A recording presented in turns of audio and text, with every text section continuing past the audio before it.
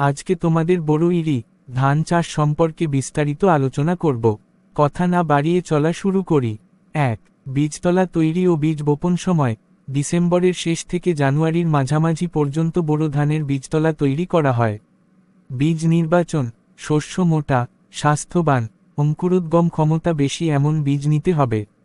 প্রস্তুতি: বীজতলার জন্য উঁচু বা মাঝারি উঁচু জমি বেছে নিতে হবে। জমি ভালোভাবে চাষ দিয়ে মাটি ঝুরঝুরে করতে হবে। প্রতি শতকে 1-1.5 কেজি বীজ যথেষ্ট। বীজতলায় জৈব সার, গোবর এবং ইউরিয়া মিশিয়ে মাটি প্রস্তুত করতে হবে। বপন: বীজ গরম পানিতে ভিজিয়ে বা লবণ পানি দিয়ে ভাসা বীজ বাদ দিয়ে শোধন করা উচিত। বপনের পর পাতলা খড় বা ছাই ছিটিয়ে দিতে হবে যাতে পাখি না খায় এবং চারা ভালোভাবে ওঠে। ২. বীজ রোপণ: ধানের চারা রোপণ সময় জানুয়ারির শেষ থেকে ফেব্রুয়ারির মাঝামাঝি, যখন চারা 25-35 দিন বয়সী হবে। রোপণ পদ্ধতি: 2-3টি চারা একসাথে রোপণ করতে হবে। দূরত্ব: সারি থেকে সারি 20-25 সেমি এবং গাছ থেকে গাছ 15-20 সেমি।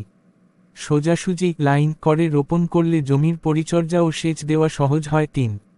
ফসলি জমি প্রস্তুতি: জমি চাষ: জমি 4-5 বার চাষ দিয়ে ভালোভাবে মাটি ঝুরঝুরে করতে হবে।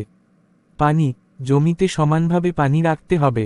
সার প্রয়োগ: প্রতি বিঘা হিসেবে ইউরিয়া 22-25 কেজি 3 কিস্তিতে দিতে হবে। TSP 10-12 KG.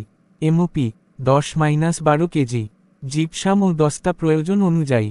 সেচ: ধান গাছে ফুল আসা পর্যন্ত নিয়মিত সেচ দিতে হবে। নির্মূল: জমি আগাছামুক্ত রাখতে হবে। ৪.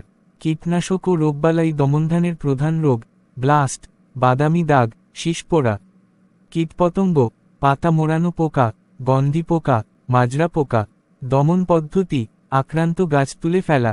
প্রয়োজনমতো ছত্রাকনাশক যেমন ট্রাইসাইক্লাজোল, কার্বেন্ডাজিম ব্যবহার।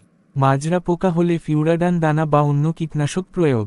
সঠিক পরিমাণে সার প্রয়োগ ও জমি শুকনো ভেজা রাখা রোগ কমায়। ৫. ধান কাটা ও সংগ্রহ সময় এপ্রিলের শেষ থেকে মে মাসের মাঝামাঝি ধান পাকে। চেনার উপায়: ধানের শীষের 80-90% যখন সোনালী রং ধারণ করবে তখন কেটে ফেলা উত্তম। সংগ্রহ পদ্ধতি: কেটে ঘরে আনার পর মাড়াই করতে হবে। রোদে শুকিয়ে আর্দ্রতা 12-14% নামিয়ে আনা প্রয়োজন। এরপর নিরাপদ স্থানে সংরক্ষণ। সাদা চেক মার্ক বোতাম সংক্ষেপে: ডিসেম্বর জানুয়ারি ডান দিকে পয়েন্ট করা তীর বীজতলা ও বীজ বপন, ফেব্রুয়ারি ডান দিকে পয়েন্ট করা তীর চারা রোপণ, মার্চ এপ্রিল ডান দিকে পয়েন্ট করা তীর পরিচর্যা ও কীটনাশক প্রয়োগ, এপ্রিল মে ডান দিকে পয়েন্ট করা তীর ধান সংগ্রহ।